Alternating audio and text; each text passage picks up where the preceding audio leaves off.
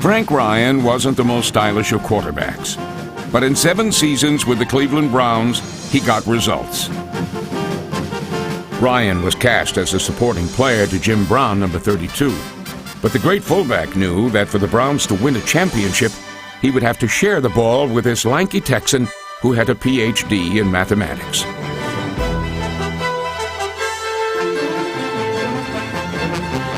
Frank was a different type of guy. Paul Brown said that he liked to get a lot of people playing football with average intelligence. If you were dumb, you couldn't understand what he was trying to get done on the field. If you're too smart, you'd say, why am I here? And Frank would have fallen in that category. We call Frank baby cakes. The fact that he would still remember that is flattering to me. Here's a kid, guy got mathematics, and he's everything except what a quarterback should look like, right? Egghead is the word that a lot of people used. I think that Frank's genius scared a lot of people away. Why would you want to run into Frank Ryan? You're immediately intellectually inferior. You could tease him, but you could never go one up on him. Because if you got into that, he'd whip you. You'd walk away thinking you got him, and 2 minutes later you said, no, he got me. I'd come from a wonderful school, Rice University, and most of the students that are athletes there are true student athletes, so going on to graduate school, to me it was sort of an accepted sort of thing to do, and I didn't think it was weird. The writers did, for some reason.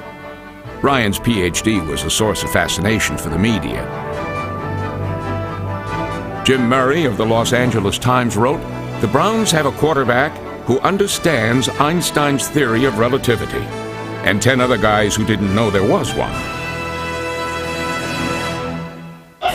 But for all of his genius, Ryan's early career was characterized by costly mistakes. After his first 5 seasons, he had twice as many turnovers as touchdown passes, and he considered quitting football to become a school teacher. But when Blanton Collier took over as Cleveland's head coach, he rebuilt Ryan's confidence.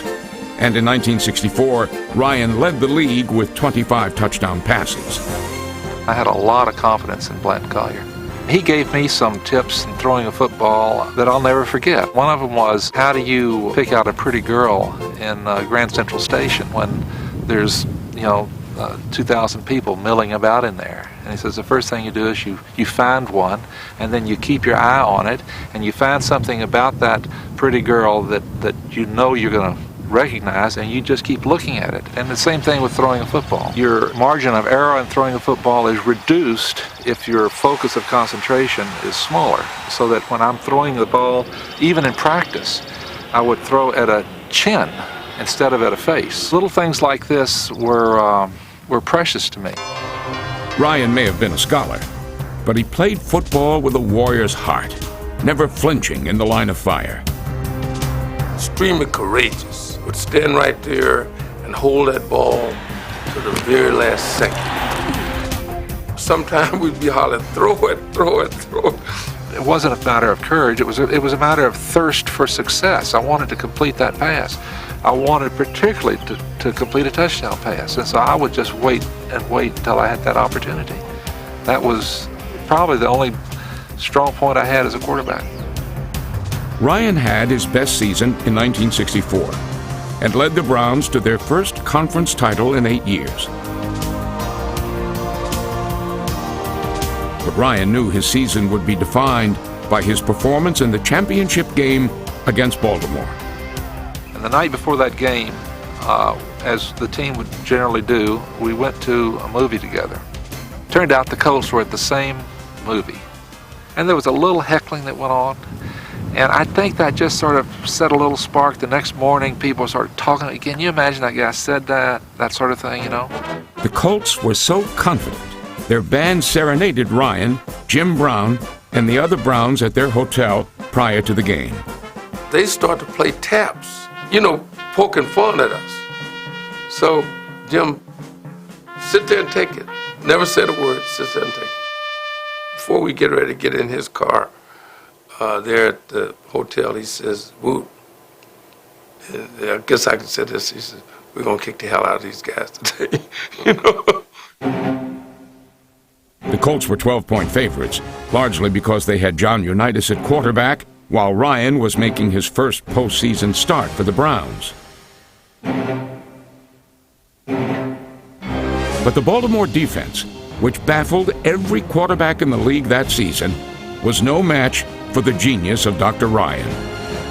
That day, Frank Ryan struck a blow for every math teacher and Phi Beta Kappa in America. He threw 3 touchdown passes, all to Gary Collins, number 86, as the Browns romped to the NFL championship.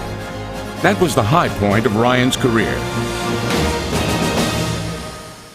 By 1971, he was out of football and working in Washington, where he designed the first computer voting system for the House of Representatives. He has since returned to academic life as a math professor and administrator at Yale and Rice Universities. But in Cleveland, Frank Ryan is remembered as the last quarterback to lead the Browns to a world championship. A quiet man who proved mind can prevail over matter, even in the NFL.